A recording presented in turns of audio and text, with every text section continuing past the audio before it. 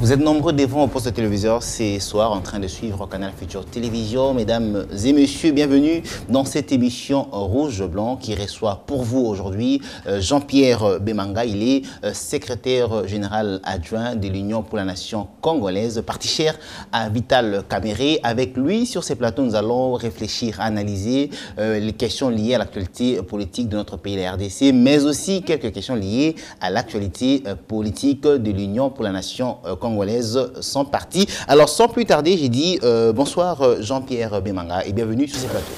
Bonsoir messieurs les journalistes. Alors nous allons commencer cette émission avec une première question. Quelques 70 jours nous séparent de la tenue des élections en RDC. Si on vous demandait de faire une réflexion par rapport au processus électoral, comment allez-vous le faire? Je crois qu'il n'y a pas de doute. Le processus électoral est en marche. On a publié des candidatures. Et maintenant, nous attendons les 23 pour aller aux élections. Vous attendez le 23 pour aller aux élections alors qu'il y a plusieurs questions qui suscitent plusieurs réactions, notamment les questions liées à la machine à voter. Ça ne pourra pas empêcher la tenue des élections? C'est ça le problème. Nous n'irons pas aux élections avec la machine à voter de Nanga. Parce qu'on ne peut pas nous imposer la machine à voter. Et il y a aussi un problème des fichiers électoraux. Et si M. Nanga insiste, tout ce qui va arriver. Qu'est-ce qui va arriver? Mais non, parce qu'il va arriver parce que nous n'irons pas aux élections avec cette machine. Et qu'il y aura des conséquences. Quand Nanga insiste, nous irons aux élections avec la machine à voter. Déjà, je vous informe que le dimanche, 20 conteneurs contenant ces machines à voter sont arrivés à Kinshasa. Et si Nanga insiste, que va faire l'opposition? Mais je crois que l'honnêteté intellectuelle doit figurer au sein de M. Nanga. La CENI nous a présenté les calendriers des activités de la CENI. M. Nanga nous a présenté la loi électorale. Partout, la machine ne figure pas. Et pourquoi il nous impose cette machine? C'était les bulletins de vote qu'on devait imprimer. Et c'est avec ces bulletins que l'on devait voter. Comme nous avons toujours l'habitude de voter, parce que cette technologie qui nous amène les machines à voter, ça vient d'où? Ça, c'est la magie de M. Nanga. Et cette magie, nous n'accepterons jamais. Alors qu'il ne reste que 70 jours pour la tenue des élections, qu'est-ce que vous allez faire? Vous allez boycotter? Vous allez demander un report? Vous irez au dialogue? Il n'y a pas de dialogue. Il y a eu combien de dialogues ici que nous avons organisés dans ce pays? Même dernièrement, les dialogues de Saint-Sylvestre que nous avons. Est-ce qu'ils ont respecté? Et l'opposition va accepter encore aller au dialogue. Cette fois-ci, l'opposition est déterminée d'aller aux élections, qu'on élit un président et tous les Congolais veulent les changements et qu'il y a l'alternance. En 2006, nous sommes allés aux élections avec le bulletin de vote. En 2011, pareil, vous avez quand même crié à la tricherie. Pourquoi ne pas tenter une nouvelle expérience qui est la machine à voter? Non, moi je crois que nous devons respecter la loi. Si vous avez invoqué 2006, 2011, la loi électorale demandait d'aller aux élections avec les bulletins de vote pour 2018. Et même loi nous demande d'aller aux élections avec les bulletins de vote, malgré tout ce que nous avons connu pour les deux élections. Mais cette fois-ci, je crois que le peuple congolais est debout. L'opposition est debout. On va bien surveiller les urnes. Est-ce que l'opposition aujourd'hui a des témoins, a déjà formé des témoins partout dans le pays? On s'organise. Et il y a aussi la société civile qui va nous appuyer. Je crois que même au niveau de l'Église catholique, il va appuyer aussi l'opposition pour surveiller cette situation. Il reste que 70 jours. Je vous dis, on s'organise même chez nous à l'INC. Il y a des gens, ces problèmes des témoins, c'est capital. D'ici peu, il y aura la formation des témoins. L'opposition dit non à la machine à voter alors que les experts britanniques étaient à Kinshasa. Ils n'ont pas refusé la machine à voter, bien qu'ils ont donné quelques détails qu'il faudrait élaguer. Membres du Conseil des Nations Unies venaient d'être à Kinshasa également. Ils n'ont pas refusé la machine à voter. Mais pourquoi vous insistez toujours? Vous avez invoqué nos amis des Britanniques qui étaient venus ici, qui avaient donné des remarques. Ils ont vu qu'il y a des problèmes à la machine à voter et ils ont demandé à la CENI de voir comment corriger cette machine pour aller aux élections. Tout ça, ce n'est pas l'opposition, ce n'est pas le peuple congolais. Parce qu'il y a la loi électorale qui nous demande d'aller aux élections avec les bulletins de vote. Et le programme est que le 23 décembre 2018, nous devons voter avec les bulletins. Nanga son tête, avec la machine. Mais si vous voulez dire aujourd'hui que la délégation qui était venue accepter la machine à voter, ce n'est pas eux nous demander d'accepter, c'est nous qui vont voter. Et il y a la loi congolaise qui nous demande, la loi électorale qui nous demande d'aller aux élections avec les bulletins de vote. C'est une ingérence alors? Non, pas l'ingérence, mais moi je crois que s'il va nous amener dans les dialogues, nous n'accepterons jamais. S'il y a des communes ont les pouvoirs avec leurs invités là-bas, ce n'est pas l'opposition qui les a invités. Hein. Pour que ces gens arrivent ici, il y a que l'invitation du gouvernement. Parce que quand le gouvernement dit que les membres de l'Assemblée ne viennent pas au Congo, ne viennent pas. Hein. S'ils sont venus, c'est le gouvernement. Et s'il y a un arrangement particulier avec la CENI, nous n'accepterons jamais. Quand l'INC a accepté de participer au gouvernement avec l'accord de Saint-Sylvestre, le président national avait vu qu'avec ces gouvernements, avec ces pouvoirs, il y aura des problèmes aux élections. Et quel problème? Voilà maintenant la machine à voter. Voilà maintenant les fichiers électoraux.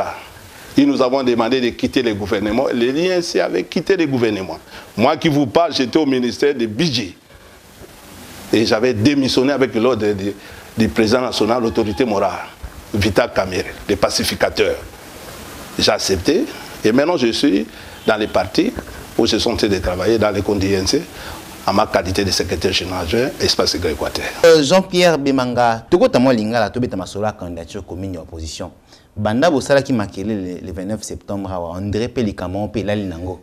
Bosali sali makele là wa bolobi lobby le OP commission qui 2 semaines 3 semaines ici les qui ti le candidat komango azumona na peka raté. Na kanisi koloba makele lete. Ezaki makambo ya solo.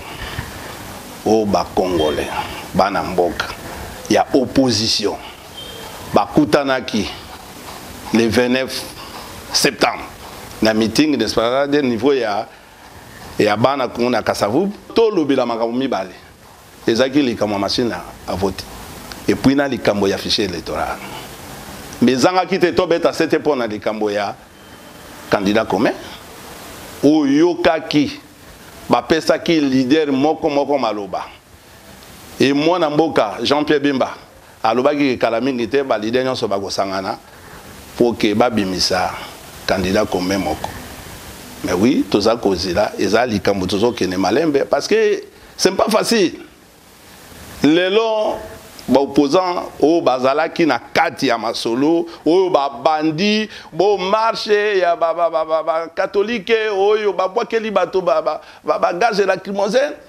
Oh, mona ki mene mona mboka Vital Kamerhe na Bandalungwa akendaki kuna na Saint-Michel kuna na Ngiringiri na marché wana o tolobaki ki il faut ba élection Salem pe disusu bama tiseso candidature mosusu ya pouvoir ezala disusu te kaka esili mbala oyo tozwa attenance oyo mona ki lelo to komi mais oui likambetika na ba opposant ba fungola mitema bakutana tobimisa moko parce que nanga mokuna mutu wana dofe wana vraiment oyo batie dofe wana atelema na moko oyo bakobimisa ye na opposition ezanga ndenge bazolinga machine na bango esalema ya machine ya bango ba baninga ba bimisi dauphin te siko bino banda boko la population ke bo bimisa candidat commun ezumela te e bani pe le lotel solongo ezakumela te kala mingi te sanzo ekosila te tokobimisa moko ya biso parce que bandeko ya opposition bazalaka bafungola mitema bafungola mitema tozo senga bango biso population biso ba membre ba parti politique de l'Union basangana. Mwana mboka Jean-Pierre Bemanga sikoyo olandaki pe maloba o mwana mboka Félix Tshisekedi alobaki asingi na ba militant batika pe ko forcer ba leader batika pe ko pesa ba idée sikoyo na choix ya candidature commune ya opposition ba militant bazana droit ko pesa vite. Je crois ba militant bazan a droit à couper sa vie, mais ils ont la positive. Ils n'ont pas pour détruire. Positif, ils ont au moins leader na yo. Obi leader na ngai, ah, mais leader na ngai na moni kakoki ko kambambo kaoyo.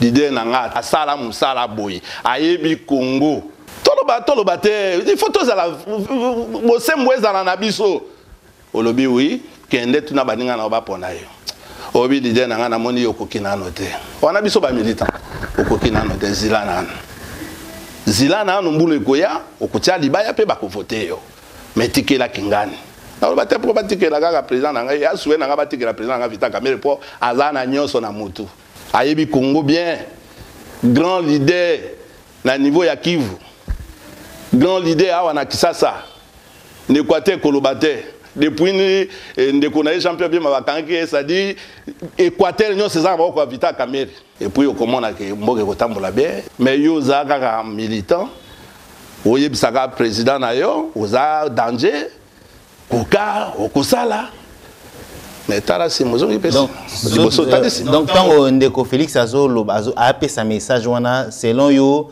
azaki puisque s'adresser na ba militant ya UDPS ah mayele po elobedene wana ya sukisa ki masoloti magi ki ba moso ba kumisa yele abite bokota makambo te biso tokokutana tokosolola zonga mwa mukina lisolo ya candidature commune ya opposition siko bozolinga boyo kana po ani po bozobanga ke soboki na ordre dispersé dauphin mwana mboka Shadari akolonga bino na maponami tokendaki na ba élection na 2011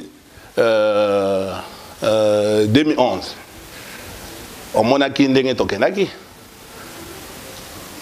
président bimaki Motaboni azali 3e tokendaki dispersé et comment qui tikela leki oh tikela kulutu mais tout comment na kimbalo to sangana to msamoko ngai mutu na yebisa yo candidat ya bango ya majorité wana batelemi na Vital Kamerhe ata tokenaki ou token akoki jamais kobattre Vital Kamerhe awa na Congo aza leader et pas na manyema na Kabambar oisika na ebike na ndenge bayambaka ye ko mazai kuna député national mais Vital Kamerhe ki vunyo sana maboko na ye kisaso yokoloba te Équateur na sa ebisi yo bazai kuna ye mibale ye niveau azali kuna za mutu asimbi déjà na niveau Équateur c'est-à-dire ndengo yo kaka Jean-Pierre Bemba kenda bakangaki ye oyo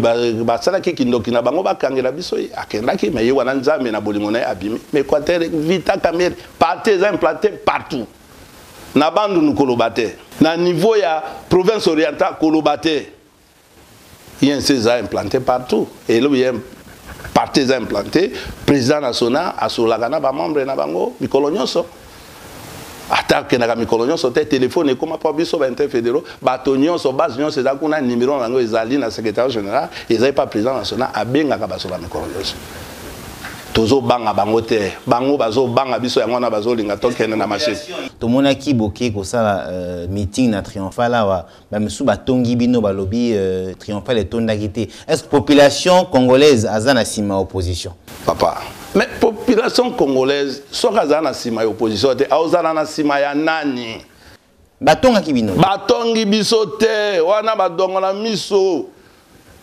pouvoir akangi babise bima mukolo wana te samedi wana te bake même bapekisi même bato taxi bisi ba 277 e bima te bise zalaki te mais bayaki ebele d'ailleurs ba sengi ke me na intérieur meeting ndenge salema ina Kisasa ba sillonner partout pour l'Obama pour bayoka batala bayoka ba candidat na bango bayoka ba ndenge bakosanga na bomoko pe ndenge bakobimisa candidat na bango moko baso banga te bango ne baso banga baobanga po baolingaka tokene na machine tricher na bango pour que biso to kweya po bango bakonza biso kaka me biso to boyi machine wana to boyi yango to lingika tokene na bulletin de vote oye komami na loi électorale ou ezana programme ya calendrier électoral pour que les hommes aponami et ça les mana kimia Congo lingi kimia monsieur les journalistes pona nini ba élection sur silika mobulu ba élection silika pona nini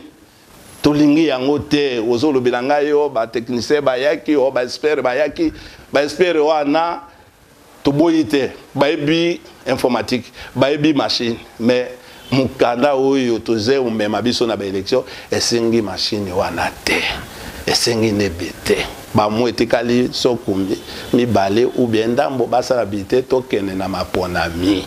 Mwana mboka Jean-Pierre Bemanga ozali pe cofondateur ya UNC osala pe na budget tango UNC s'est retiré yo pe olongwe na OP ozali pe candidat député provincial na national ya Basankusu soki na tunyo mutuna oyo Vital Kamerhe président UNC ba tuni niaza nango po azala penza mokonzi ya mboko RDC yo moko journaliste yo yebi bato amote lebe opposé yo mutuna eza nga ba oui na yo yebi yango pesa biso kaka tolo bate tondimilaka pe bato na moment toza sikoyo mais Vital Kamerhe akoki po akamba mboka oyo mais Vital Kamerhe azali moko ya mboka ya Congo oyo atangi na mboka ya Congo asisi na faculté ya sciences économiques na université ya biso ya Kinshasa asisi azwaki grande distinction ba retenir ye assistant Vital Kamerhe asisi classe d'abord jeunesse na ye bazui ye conseiller atisione conseiller na wana ya deuxième république na ba ministère jusqu'à commis directeur la cabinet elongwe wana changement sami na mboka Vital Kamerhe bandi na service national azai kuna DAF directeur administratif et financier alongwe kuna kaka kulubana na télévision po yé po na lopoto po na koloba po na président na biso eza kesengo koyeba na koyeba koloba musée à télévision misa yeko découvrir mbala moko masolo e bandi secrétaire permanent erana na niveau ya MONUSCO alongwe mbala moko e masolo e bandi na présidence ti ayeko kota mutakomi président ya Assemblée nationale akambi parti ya bango ezalaki wana ni PPRD secrétaire général alongwe kuna ake comme directeur à campagne ya président Kabila aye nandenge président Kabila alekaki président et lelo aye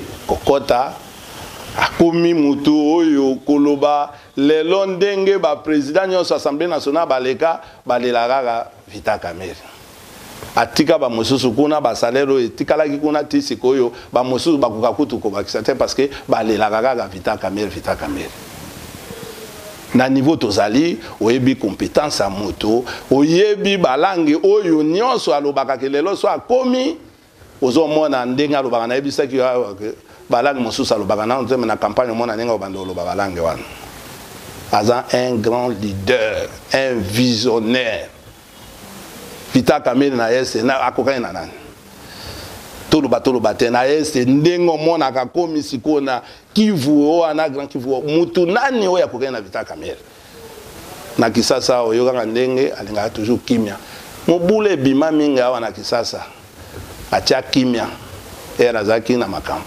niveau ya parlement ya ngono yoka ki babenga ki bayemba ki na ba ministère pacificateur tozo linga oyoka ki programme ya président Kamerhe oya tia ki 20 piliers na ye et tozo luka instauration au niveau ya leadership un visionnaire lokola ye pour moyibi si la corruption pour bana bakende batanga classe malamu santé bato bazala malamu agriculture abeta ki certaine agriculture pour Congolais a bien tolembaka ko ba makoso oyo tolembaka ko lia kaka mpio de oyo mikolo nyonso mabute alobi biloko eza na Congo yango nozo monaki pona ngai pona biso bana INC tolingi ye po akamba mboka oyo expérience na ya mboka oyo richesse ya mboka oyo ayebi yango esika kozwa mbongo ayebi pe alobaki bo pesa ngaka 5 ans ko mona ndenge ba Congolais ba kozala mais toyi to ndimele te pona nini balobi muto sala kite me muta sali musala na Congo na mboka na yepe e monani ngana osenga bakonzi o baza na opposition bamela maya pio mwana mboka Jean-Pierre Bemanga programme ya gouvernement ya Vital Kamerhe budget est estimé na 114 milliards de dollars américains. Est-ce que vous bandi pendant 5 ans Nyoso Vital Kamerhe le na programme na ye akokisa? Je ne sais maintenant dimate kuma na biso ke batu na maye les ana ye 5 ans économiste na mboka. Là je te dis la vérité. Tolingi kondima batu ne mais soko bandimi ekokisama. Au comment à niveau il y a ba hôpitaux avec ko changer, ba école ko changer. Ba enseignants ba on n'a pas si ba policier, ba militaire, ba fonctionnaire. Ba maman, ba jeune, mais ça les comment là. Totike na 70 jours pour tokene maponami. Est-ce que UNC ezali prête? Est-ce que UNC les lo penza soki ba beti siffler pan bo kena maponami bo ça déjà prête na nyoso? Tout le matin au moment où tu as un candidat, la biso azali candidat à la presse. Mais au candidat il monto et au lobby que les lots va voter président de la République. Peut partir na yeza la presse donc il n'a pas pour amitié. Et ça n'est que au lobby au solo on a n'engagé pas le bac ya on a pas candidature pas de quoi candidature. Oui mais ba bangi mi oyente Vital Kamerhe na bon hotel. Do defina mbongo akatombe. Azonga mwa mukena lisolo ngo pe.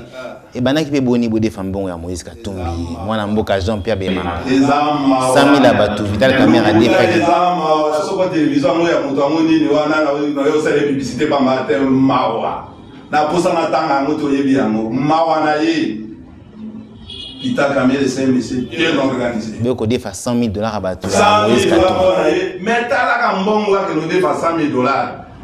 Mais par candidature, nous sommes à niveau provincial, même à la députation nationale. À nous de faire pas ya mutango yo zolo baba kenake pas ya kinga na kino de famo ba kona na tama batete. Même elle batara ki même kune la zara ki na niveau ya pouvoir akoki côté ba Vital Kamerhe te. 100 000 $. Vital Kamerhe ke ko de fambongo et pas Moïse Katumbi azongi sambongo ya batu. Ye amonaki ye jamais comme ça. Alors après président de l'Ossemblée et pas nani ya Moïse Katumbi. Ils ont le coup d'art. Mais mouton va définir mon pas naïe, mais moi mon point nani colombo na tengide a on pas nani. Au moment où mouton ya zana pourquoi bazo kunsa mouton. Ya soni ba koko selema kamebele. Yo mona loba. Mais to loba sikoy. So ba loba ya zo nsele to ba yetsa mouton na ke na ebisi yo journaliste. Un collègue na bien journaliste. Tika taipsa tika tape na ebise mbala suka ya mwana. D'ailleurs monter ma président, azali mutu mo il fallait to funda ye. Il fait to funda ye. Pour que ne kobinsa ba prévo président Kamerhe no ko defa mon. Mais pacificateur, monter ma toujours ya mwana. Biso bana ye c'est to kebisi ye. Alo ba biloba lointain. Parce que mbongo Vital Kamerhe futeli biso la députation nationale, même provinciale, il y a quelqu'un qui ne fait pas batoter. Il est bien organisé. Il y a un qui a mis tout le monde. Bavia Matakate. Tofa Navanda Kimia. Tondi Milabato. Tondi Milabato. Asala comme ça, mais c'était monsieur qui est bien organisé. Il y a un homme qui est biso. Toye Pebeni Naïbo. Tozo Amaye Lewana. Tozo Amaye Lewana. Pour son côté l'école à Vital Kamerhe. So côté na INC, c'est une grande école. Mais donc on est Zara monté ma pire. Zara monté ma pire. Merci mon mboka Jean-Pierre Bemanga to kenemale malem penza na suka pe ya émission. Mais avant to suki sa émission na kolingana no to kendena na Équateur. Bisika yo na olona penza misisa pe ezali. Est-ce que UNC eza penza représenter makasi kuna na Équateur? Ana bisi OK. Sommes sous et continent INC. Depuis bah restructurer INC et le président national a poni mon amboka honorable Mayo Mabek. On s'est gagné c'était moto les apopéra na INC partout. Au lobby Équateur, oui, dans le Équateur. Ben dans le INC opéra moto partout dans la République démocratique du Congo. Pour le président Benga, la secrétaire générale Benga Moto, même Kassounalesa, même la Bongana, Popo Kabaka, partout na fils, partout Toza, représenter. C'est-à-dire, dans le niveau il y a chef de la province, secrétaire interfédéral Azali. Dans le niveau il y a territoire, fédéral Azali. Niveau ba commune, communal Azali. Au Goku ta ligue ya ba jeune, ba ligue ya ba maman. Dans le secteur, dans le territoire, Azali. Mais au l'Équateur, l'Équateur est bien représenté, parce que l'Équateur on a zo kamba. Lelo Azali président national na secrétaire général mayo o ba pona kingai pour que na kamba Équateur et lelo e ba restructurer parti. Je vous assure que INC a bien implanté à l'Équateur. Beaucoup de INC, ils en ont trois pas, ils en ont Sidoubangi, ils en ont Norubangi, ils en ont Mongala dans l'Équateur.